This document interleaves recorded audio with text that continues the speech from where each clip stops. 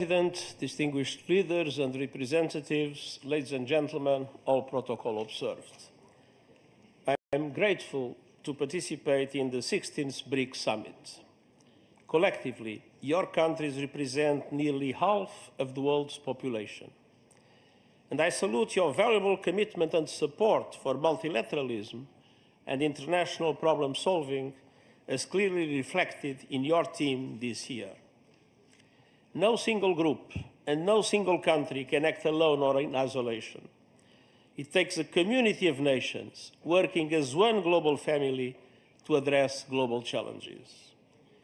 Challenges like the rising number of conflicts, the devastation of climate change, pollution and biodiversity loss, rising inequalities and lingering poverty and hunger, a debt crisis that threatens smoother plans for the future of many vulnerable countries, the fact that fewer than 1/5 of the Sustainable Development Goals are on track, a growing digital divide, and a lack of guardrails for artificial intelligence and other frontier technologies, and the lack of representation of voice for developing countries at global decision-making tables, from the Security Council to the Bretton Woods system and beyond.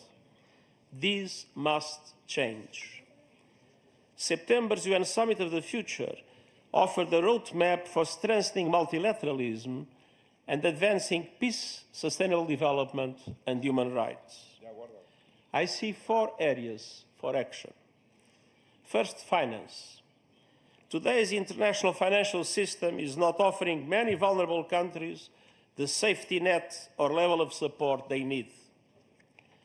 The Pact for the Future calls for accelerating the reform of the international financial architecture that is outdated, ineffective, and unfair, and includes a commitment to move forward with an SDG stimulus, to change the business model and substantially increase the lending capacity of multilateral development banks and their concessional funding to developing countries in vulnerable conditions, to recycle more special drawing rights, to restructure loans for countries drowning in debt, and to mobilize more international and domestic resources, public and private, for vital investments in developing countries. Next year's Conference on Financing for Development and the Summit on Social Development are 2 milestones to carry these efforts forward. And we must also recognize the importance of South-South cooperation. It doesn't replace the commitments and obligations of developed countries, but it is providing a growing contribution to supporting developing countries in overcoming obstacles to achieving the SDGs. Second, climate. Every country has committed to limit temperature rise to 1.5 degrees Celsius. That requires dramatic action to reduce emissions now, with the G20 in the lead.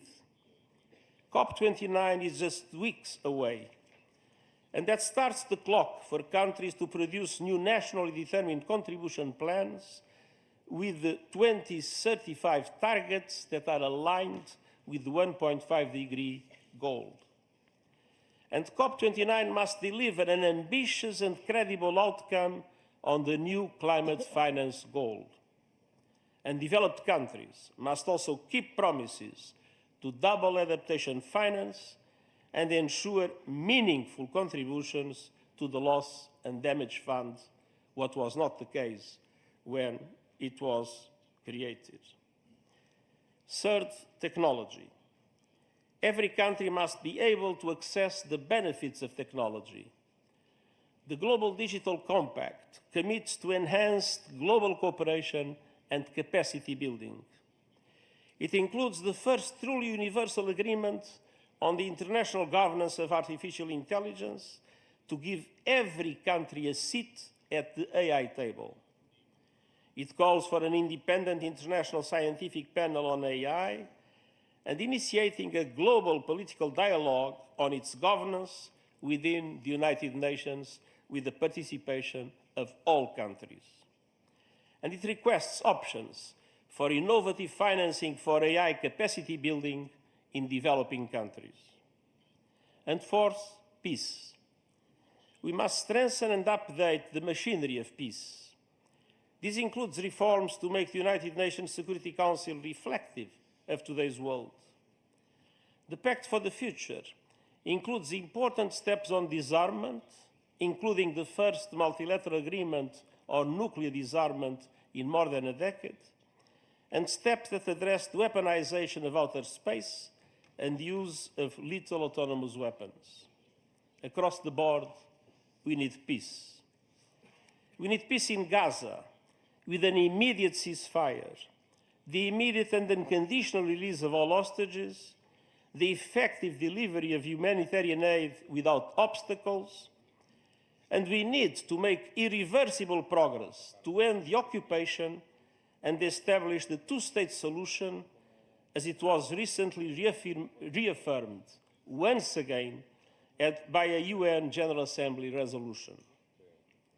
We need peace in Lebanon, with an immediate cessation of hostilities, moving to the full implementation of UN Security Council Resolution 1701.